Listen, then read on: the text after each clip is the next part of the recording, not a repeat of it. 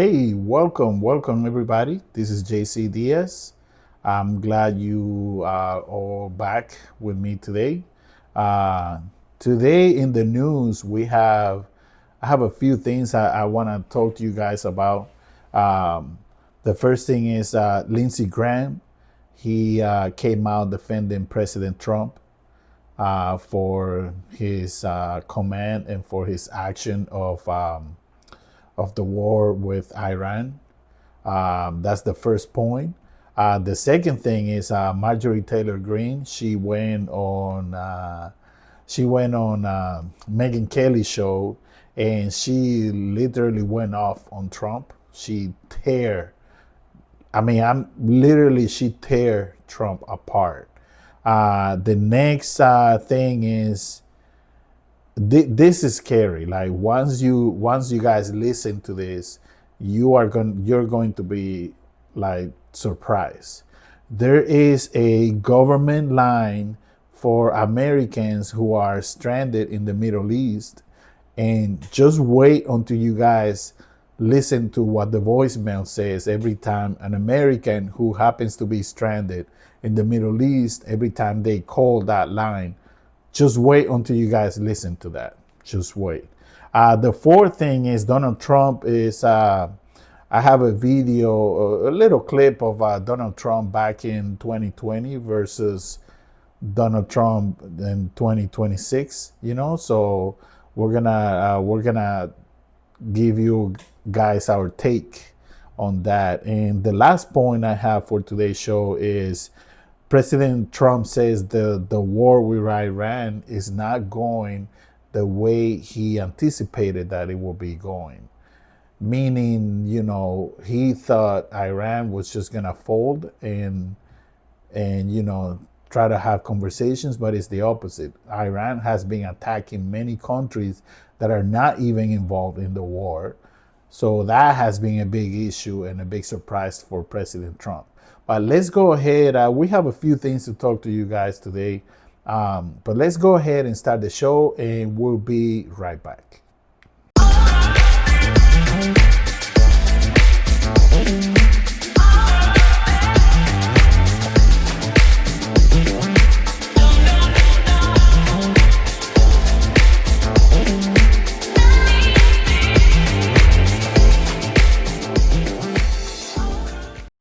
And we are back. We are back. Thank you to my supporters. Thank you for always being here with me. You guys keep it coming, and I will keep on coming. Please hit like, share, and subscribe, and so the algorithm can pick up these videos and help us grow. We're here to bring you guys the news. This is a different way to do it. I call it the more relaxed way you guys can get the news. Nobody yelling, just me telling you guys what's going on, playing a few clips for you. And I call this the relaxed news, So let's go ahead. The first thing I want to talk to you guys about, and I want to show you, is Senator Lindsey Graham. He came out defending Donald Trump about the Iran war. And he says that pretty much we are in a undeclared war. He didn't want to say we are officially in a war. He said we're in an undeclared war. So let's go ahead and play that clip, and we'll be right back. So the briefing was very informative. I feel like this administration has been as transparent as you possibly can be without compromising war plans. So I want to congratulate them in terms of keeping us informed. My takeaway, quite frankly, is the Iranians have a strategy of trying to create regional chaos, to shut down airports, hit hotels, drive up economic cost, to see if the region will break and sue for peace. I've been on the phone all day with our Arab allies, and quite the opposite is unfolding. So I'm here to tell you the good news for me is I think the regional partners, the Arab partners, are going to be more involved, not less. They're not going to break. They're going to get in the fight in a more direct way. And Iran made a major miscalculation by attacking Kuwait and Qatar and Saudi Arabia. The countries now are more intent than ever to end the threat forever. So what I see in the coming days is more capability directed at the regime that's non-American. More planes flying that are non-Americans. More missile capability brought to the fight by our allies. So the ability to inflict harm on the regime is going to increase, not just because we're more committed to ending this, because we're going to have more partners to do that. Now, so what's the goal here? The goal is to make sure that when this is over, this regime cannot build ballistic missiles to hit America or terrorize the region.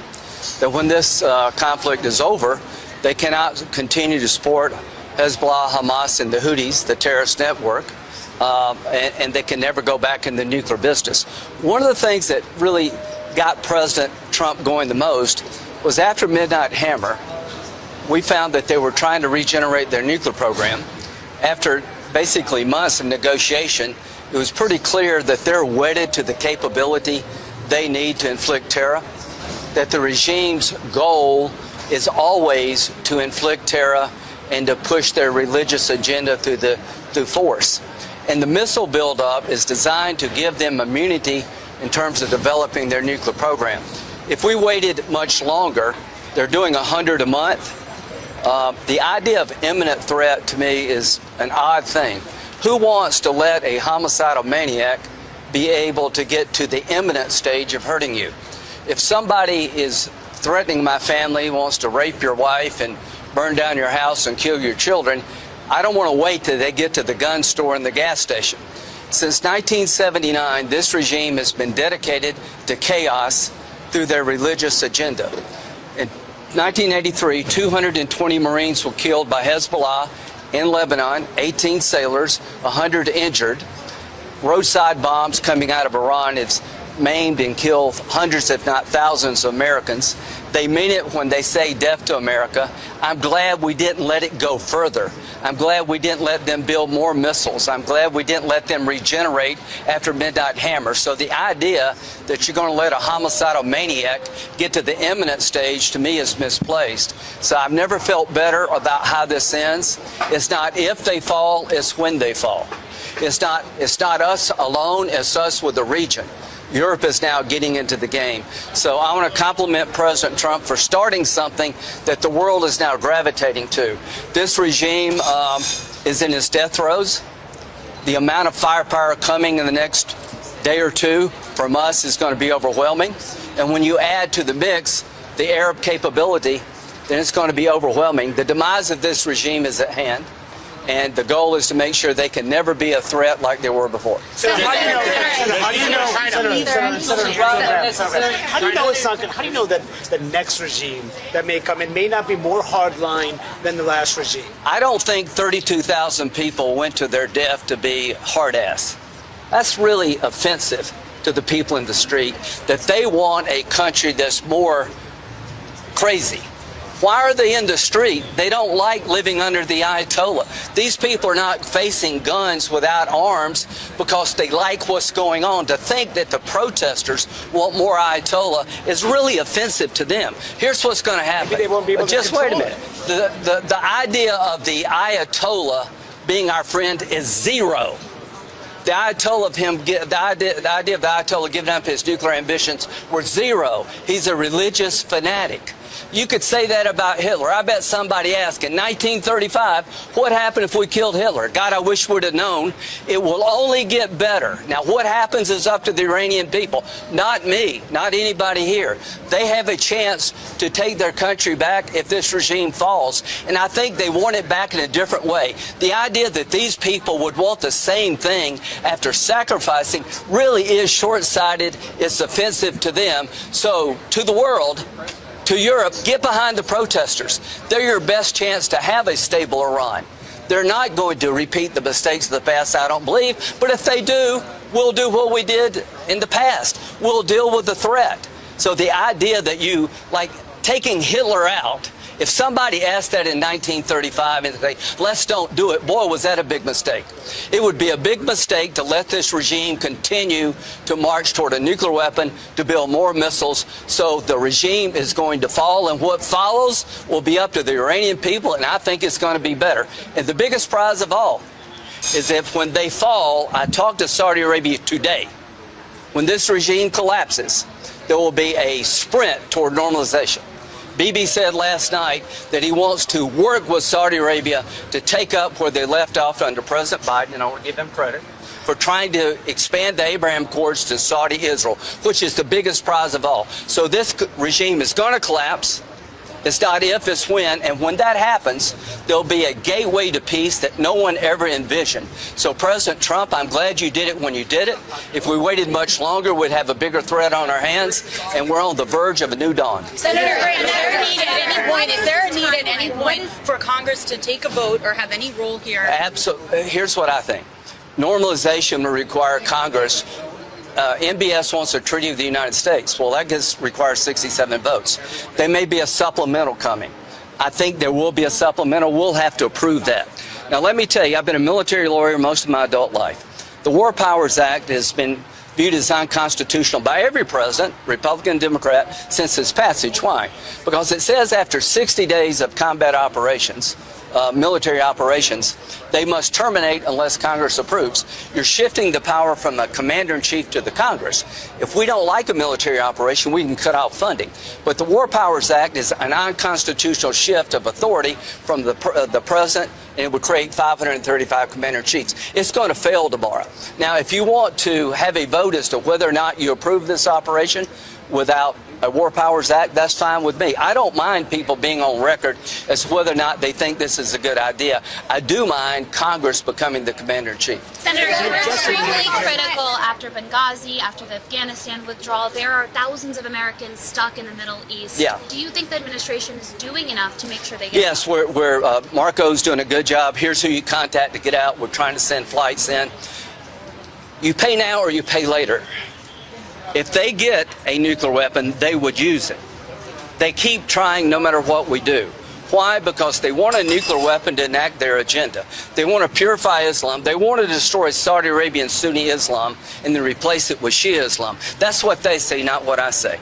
They have been building ballistic missiles at a rate that is just stunning. They killed 32,000 plus of their people who've been protesting, and they support Hezbollah, Hamas, and the Houthis. One thing to President Trump, in case you're watching. In 1983, Ronald Reagan sent Marines and sailors to try to police and deal with the Lebanese civil war. They were at the end of the runway. Hezbollah attacked the Marine barracks, killed 220 Marines, 18 sailors, and wounded 100 others. Ronald Reagan, who I admire and love, withdrew and never did anything about it. So I'm calling on President Trump today. Join Israel to attack Hezbollah. Avenge the Marines. America never forgets. Those 220 Marines and 18 sailors' families, we want to go after the infrastructure that killed your loved ones. There are IRGC assets in Beirut as I speak. President Trump, come up with a new operation called Simplify. Fly with Israel and go after Hezbollah, who has American blood on its hands. Not only take the mothership of Iran down, also take the proxy of Hezbollah, settle the score, even the account. Senator, what is your best assessment of what the timeline looks like now? I feel that's a good question. And then also, how are we not going to be drawn into a larger ground operation? There is no reason right now to use troops, but if we need them, the goal is victory. Listen to this. Donald Trump is seeking victory against the Iranian regime. Who's going to win a war between the Iranian regime and the United States? We are. We're going to win this conflict. We have Arab partners today that we didn't have yesterday. So this is going to end with us winning and the Ayatollah's regime going down. What happens next is up to the Iranian people. So what I would tell the American people, pull for victory. Hope that this works well. Pull for the idea that the Iranian people can live without the Ayatollah, that they can be a new Iran emerges from the ashes of this regime. It would be a good thing for the world. At the end of the day, the region is committed to seeing it through. Iran is trying to break their will. It has backfired. So the timetable has shifted. I think the demise of the regime is far more likely to come quicker today than it was yesterday, because we have more partners today. Are we Senator sweeps? I don't know. You need to ask the military people. And, you know, in World War II, they didn't ask how long would it take. They said, we're going to go to Berlin, we're going to go to Tokyo, we're going to protect our life. See, what you got to understand, that the regime in Iran would kill everybody in this room if they could. It's not about Republicans or Democrats. It's about Americans. They're religious fanatics. They want to kill all the Jews. They want to destroy Sunni Islam. They want to come after us. So we need to have the approach to this like we did in World War II. This is a terrible mothership of terrorism regime that's killed Americans since 1979, terrorized the region, and it's on the verge of collapse. And I want to congratulate Donald Trump and his team for putting together the most impressive military plan I have ever seen. What's coming in the coming days from us is going to be a lot bigger than it's been in the last couple of days. The Arabs are in the fight now, so stay tuned. What's coming toward the remnants of the regime is going to be overwhelming. The liberation of Iran is at hand. The gateway to peace is about to open. Things that I've been working on with President Biden can now materialize. The biggest prize in the region would be the end of the Arab-Israeli conflict. That will never happen as long as Iran is around. October the 7th was designed to stop what President Biden and I were trying to do, build on the Abraham Accords. Iran's worst nightmare is the Arabs and the Israelis make peace because they're not a peace-loving people. It's a cult of death. We're going to take up where we left off when this regime collapses. And I think the biggest prize of all from taking the regime down is that those who want to make peace in the region will be able to do it without being threatened by the mothership of terrorism. And we are back with you guys. So as you guys just watched this video, Senator Lindsey Graham, he came out, you know, there was a few reporters asking him about what does he think about Mr. Trump's decision of going to war with Iran. And he you know, he gave him a few answers, and he went off for a little bit. He was really respectful, you know, he wasn't disrespectful at all. He said, you know, Trump made the right decision and going into Iran and starting and attacking them because they were planning to attack the US and Israel. He also said he didn't want to say that officially we are at war with Iran. He said the opposite. He said we are in an undeclared war with Iran. He also defended Mr. Trump, saying whoever is blaming Trump for what he did is pretty much an idiot, because Trump is looking out for the American people alongside the Israeli people. He's looking out for everybody, and he shouldn't be blamed for going into Iran and attacking the Iran regime, because this was a bad regime who was planning to eventually attack the U.S. within its in the country or outside in the military bases. Now, I am not going to pick a side on this. I'm going to let you guys make the decision. Please just drop a comment below as to how do you feel about how do you feel about the president going to a war with Iran? Was he justified to go to war with Iran, or do you guys think he was not justified? So you guys drop off a comment and just let us know how you feel about it. Please, let's be civil. There's no need to insult each other. If you don't agree with someone's comment, you know, just be polite. You don't have to insult people or be nasty.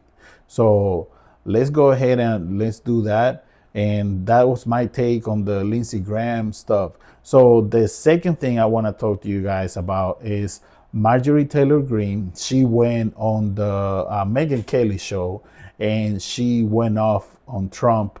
But let's play the video, let's play the clip, and I'll be right back. What I do know is most Americans, and it's being proved in polling that's coming out, most Americans are completely against this war because, like you said, the president has made no case for it. We live our ordinary lives and we don't feel threatened by Iran. We don't walk around thinking that in any moment an Iranian ballistic missile is going to land on our head. We don't. Here's what Americans, and I want to read off this list. This is what Americans are focused on. 72% of Americans can't afford health insurance. 58% of Americans can't afford car insurance. 67% of Americans live paycheck to paycheck. 31% of Americans can't afford their back taxes. 50% of Americans are in credit card debt, massive credit card debt. That's where we are in America. And I campaigned with the president. As a matter of fact, I was one of the only Republicans that was out there for Donald Trump when the rest of the neocons, by the way, that are just cheering him on now, had abandoned him and were trying to beat him in a primary and stop him from being president again. I was out there on the front lines for Make America Great Again. And Make America Great Again was supposed to be America first, not Israel first, not any foreign country first, not any foreign people first, but the American people first and our problems. And God bless the Iranian people. I hope to God that they can have a government that is for them and that treats women fairly. But what we have seen happen right now is we have seen over 100 little girls killed at a school from a bomb. And I don't know whose bomb it was, but they're dead today because America and Israel attacked Iran. So that's not really good for Iranian women. And our president is saying that the Iranian people are all of a sudden going to topple their regime. Well, I don't think the Iranian people are going to be toppling their regime when they're getting blown apart by the United States and Israel in an unprovoked attack. And yes, it was unprovoked. And Pete Hegseth said this morning, Megan, he said that we didn't start this war. But I hate to argue with the Secretary of the Department of War.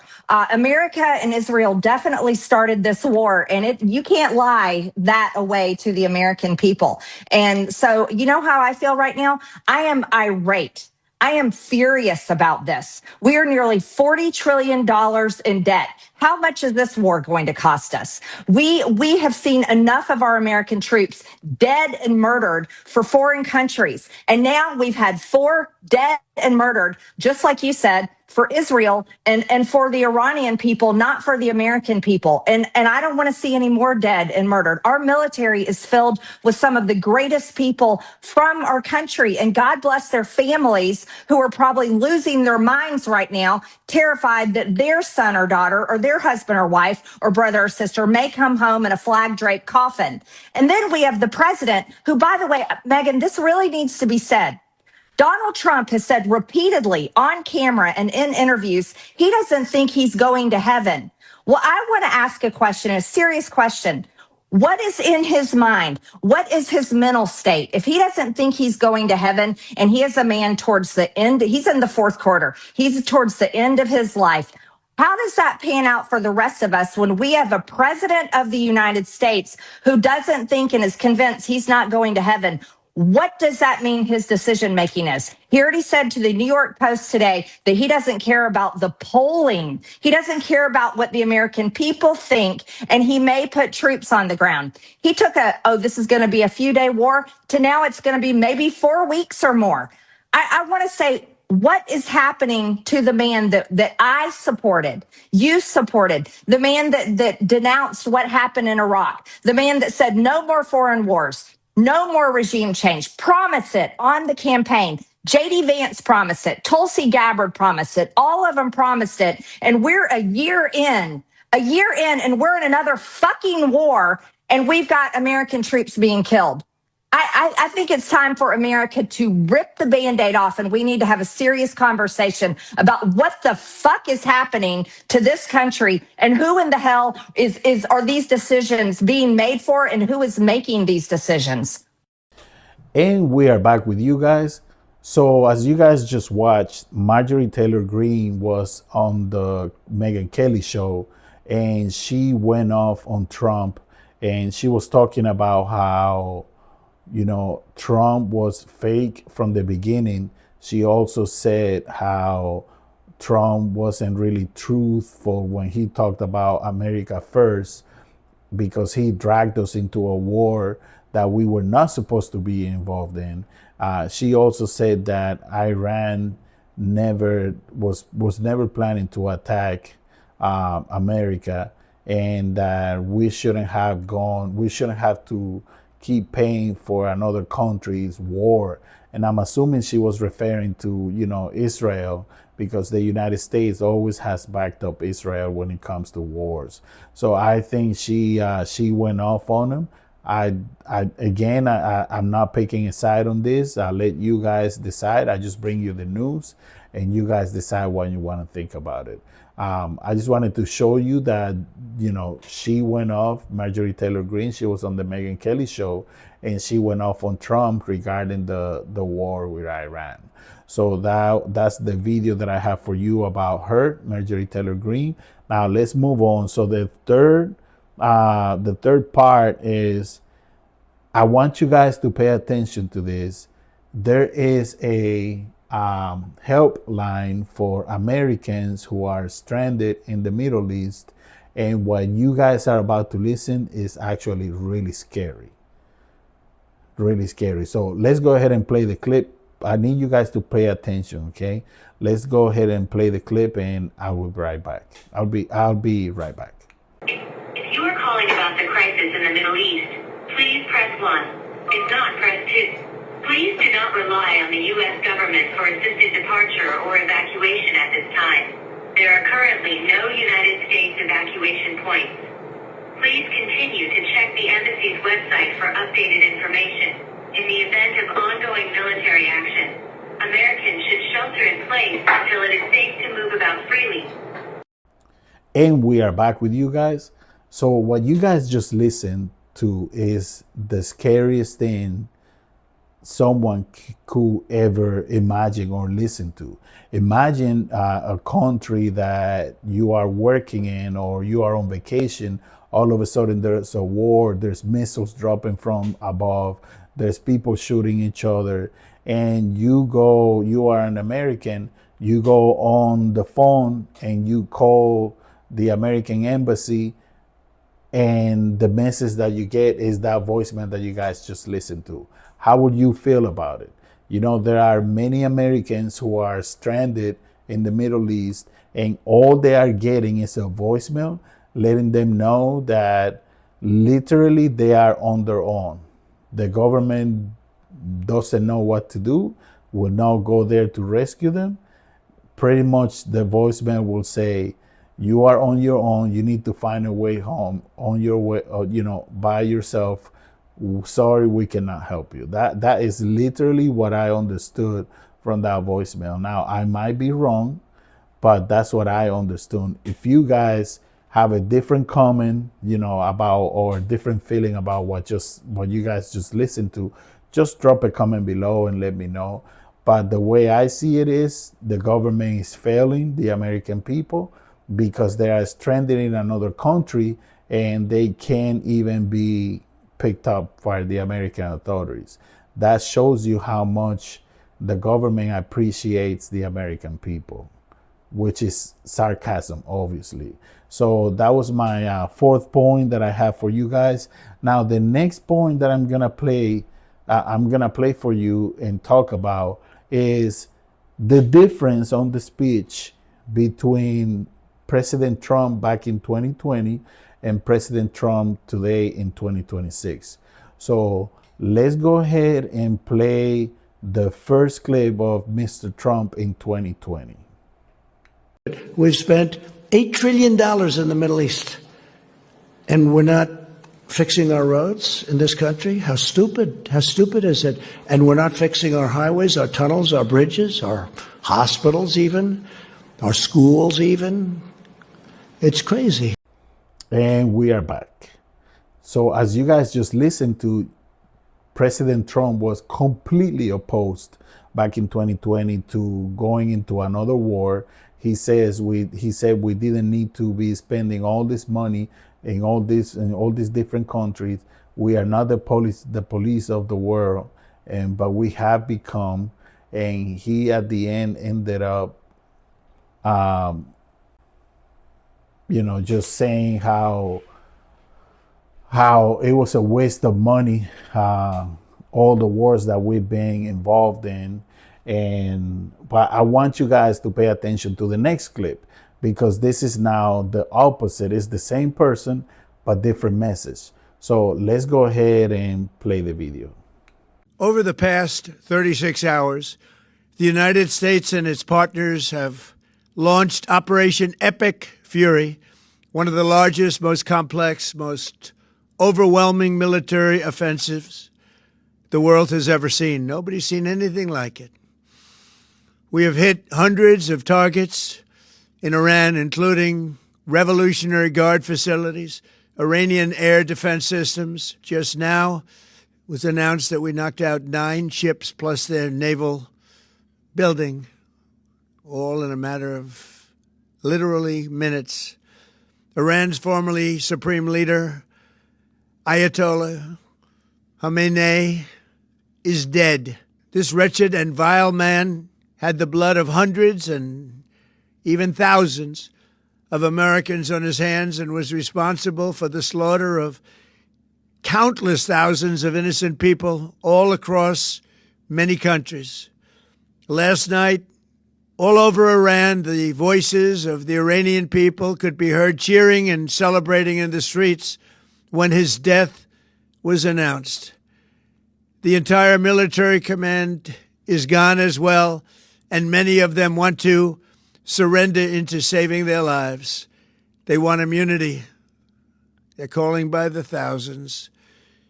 Combat operations continue at this time in full force, and they will continue until all of our objectives are achieved. We have very strong objectives. They could have done something 2 weeks ago, but they just couldn't get there.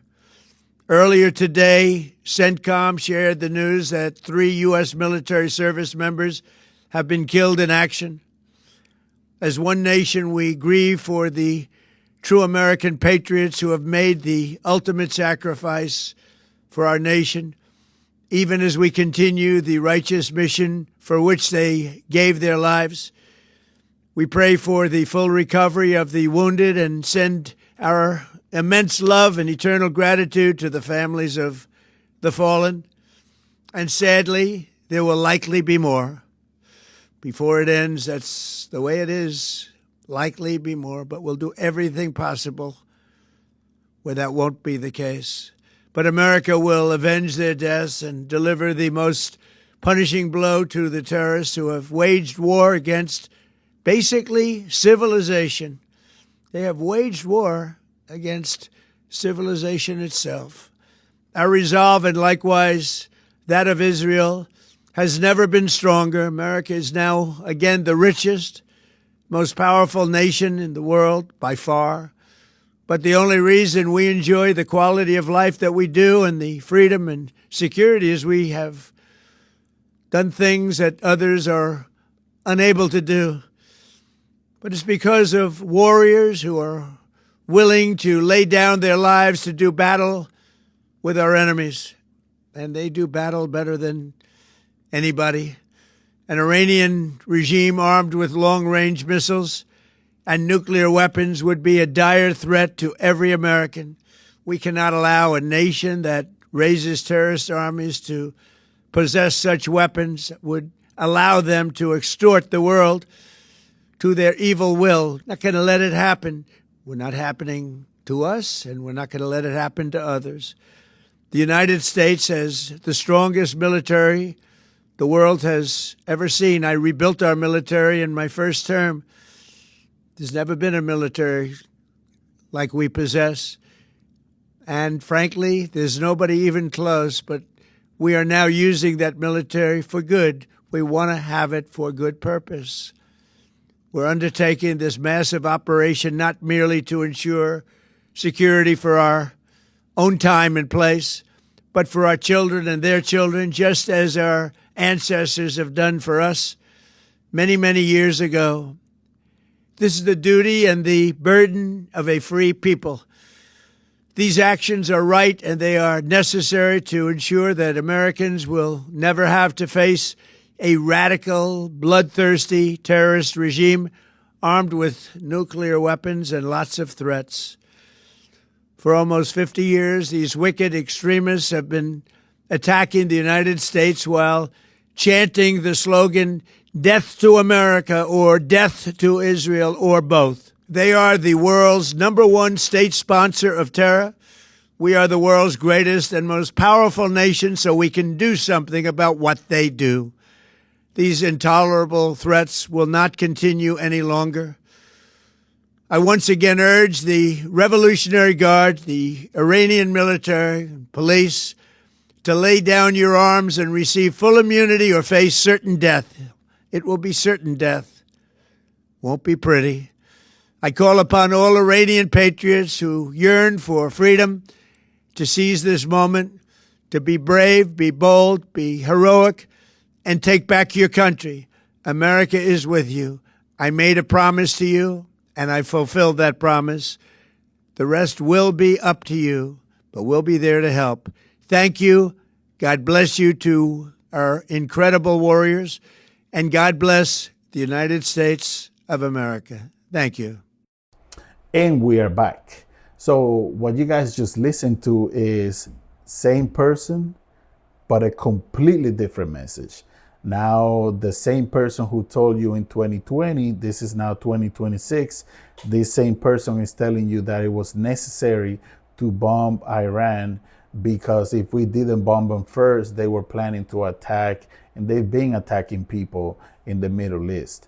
I think it's a drastic change in policy that could have been avoided if more diplomacy was attempted. I just don't think that there was enough diplomacy attempt to stop the regime or to bring whoever was guilty in that regime, bring them to justice. I think the Trump administration dropped the ball on this one.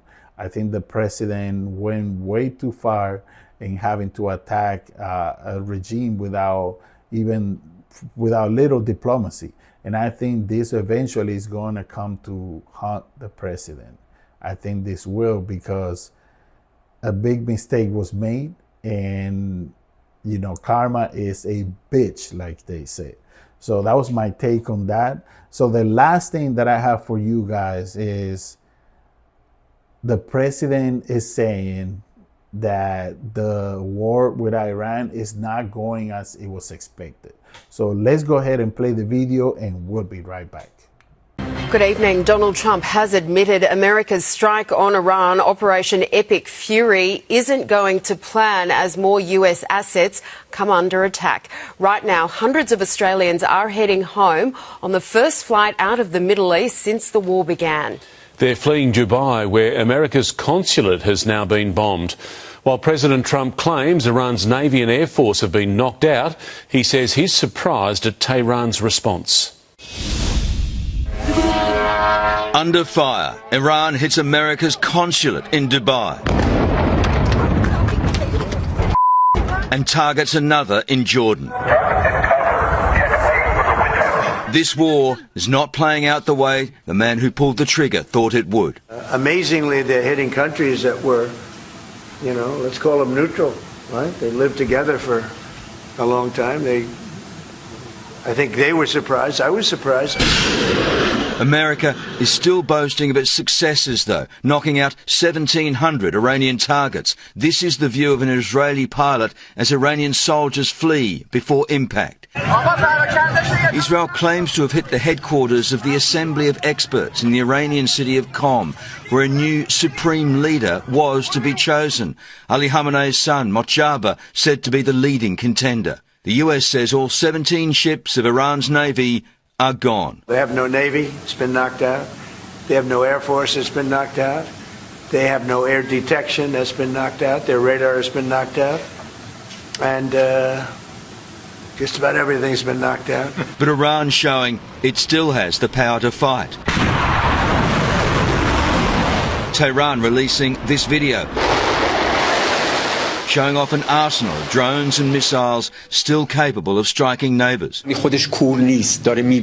process that has begun will soon reach Europe if countries think that they can sit safely in a corner until this conflict ends and then take a share of it. They are gravely mistaken. The fire of this war is highly contagious and will engulf the entire world. While cautious, some of America's traditional allies are preparing for a wider war. Greece is sending 2 frigates, France deploying an aircraft carrier group, 2 more frigates to the eastern Mediterranean. From the UK, HMS Dragon, its most advanced destroyer, due in Cyprus in a week. Qatar says it took down 2 Iranian fighter jets in its airspace and 98 ballistic missiles. British ground troops stationed in Iraq also downed drones. Its RAF jets already in the air, shooting down attack drones over Jordan and Qatar. Israel is fighting on a different front. Pummelling Beirut, targeting Iranian proxy Hezbollah, 40 are dead, 30,000 displaced. Among those killed, a key Iranian Special Forces commander hiding out. Israel's tanks now seen at the border with Lebanon, awaiting further instruction. So we're in the north of the country, and this is the Israel-Lebanon border. 130 kilometres long with a 9-metre high, heavily fortified wall. We can't show you for security reasons. But what makes this so significant isn't just the border incursion, but the first use of ground forces in this war. Israel insists this is not an invasion, just an incursion, creating a buffer zone to keep Hezbollah back. It hasn't worked yet.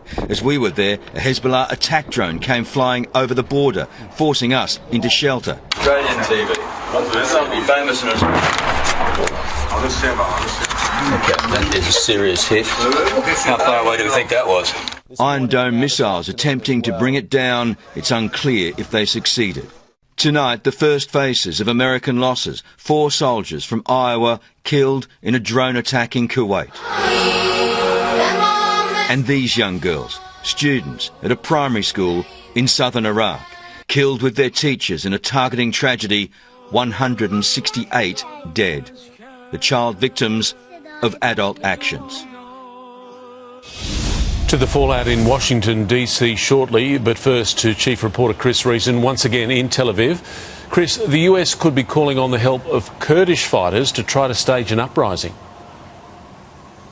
Mark, there are credible reports this morning that the US intelligence agency, the CIA, is now in talks with Kurdish rebels with view to arming them and giving them American military equipment to try and take on the Iranian Revolutionary Guard on the ground in Iran. CNN reporting that it's a way of kick-starting this internal revolution. There's also reports that the CIA is having the same conversations with the Baloch people in the southwest of the country. Now, critics say this is extremely contentious and dangerous a move, but intelligence sources saying it could be the only way of achieving the central objective of this war against the regime, its complete removal. Ange? Chris Reason in Tel Aviv, thank you. Now to Rob Scott in Washington, D.C. Rob, more clues tonight. This war could be with us for a while.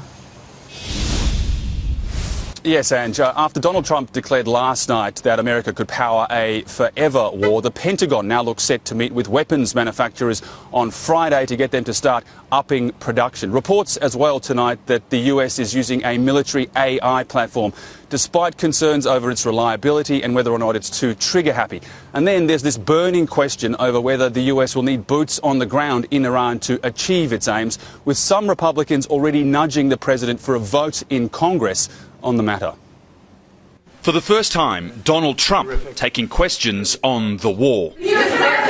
Sorting out who went first at the press conference was one thing. Not your turn. Sorting out who went first in Iran, quite another. Mr. President, did Israel force your hand to launch these strikes against Iran? No, I might have forced their hand. We were having negotiations with these lunatics, and it was my opinion that they were going to attack first. Once the president made a decision that negotiations were not going to work, the decision was made to strike them. That's what I said yesterday. But it wasn't what he said yesterday at all, when the Secretary of State claimed the US only moved after Israel said it was going in. We knew that that would precipitate an attack against American forces, and we knew that if we didn't preemptively go after them before they launched those attacks, we would all be here answering questions about why we knew that and didn't act. But Rubio and Trump are on the same page for this. Let me explain to you guys this in simple English, okay? Iran is run by lunatics, religious fanatic lunatics. They're crazy. They're sick. It's terrible. All of that, perhaps.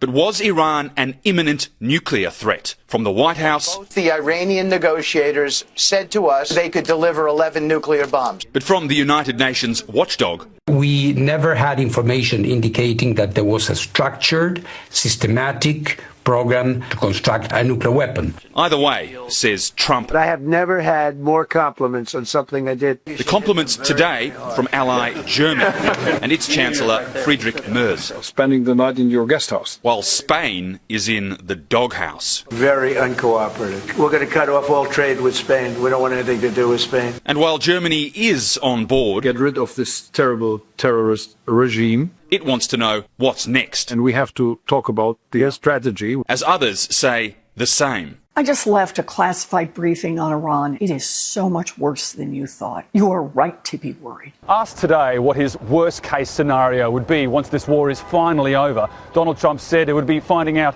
that the regime change he's been pushing for hasn't worked. A new start and new leader. Do you have someone in mind right now? Well, most of the people we had in mind are dead. In Washington, D.C., Rob Scott, 7 News. And Donald Trump has fired verbal missiles at one of America's strongest allies. Let's go live to Europe correspondent Ben Downey in London. Ben, the President took aim at the UK's Prime Minister.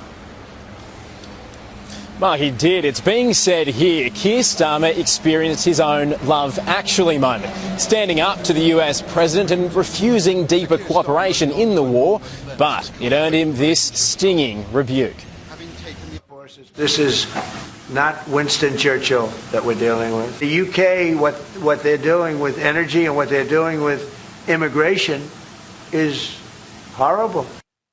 Donald Trump said that sitting in front of a bust of Winston Churchill in the Oval Office. The wartime leader, one of his heroes. US-UK relations now at a troubling new low. The King due in Washington next month. And we are back. So what you guys just listened to is the president saying, you know, Iran has caught me by surprise. Pretty much that's what he's saying, because in his mind, he thought that, okay, we're going to go into Iran, we are going to attack them, take out the prime minister, and they will surrender and say, you know, we are willing to sit down at the negotiating table. What do you want us to do? You know, the president thought that they would just give up. And it's been the opposite. Iran has attacked now 19 different countries, including countries who are not even involved with the war, countries who have never been involved with the war. Now they have been attacking those countries, which I'm pretty sure the president is pretty stressed out. Is really stressed about the situation with Iran, especially because he ran his campaign on not going to another war. He said that he has stopped 8 wars from happening. We would like to get a list as a proof of which countries is he referring to, because he can't even stop this one war that's going on right now. Now, I hope you guys like this video. This is JC Diaz Uncensored. Today's news with JC Diaz. Please hit like, share, and subscribe. This is a different way that I'm using to bring you guys the news. It's a more relaxed news. I tell you what my take on it. I play some clips and you guys enjoy the show. I'll see you guys on the next video. Thank you so much for always being here with me and for supporting me. Please hit like, share, and subscribe. This is JC Diaz Uncensored. I'll see you next time. Peace.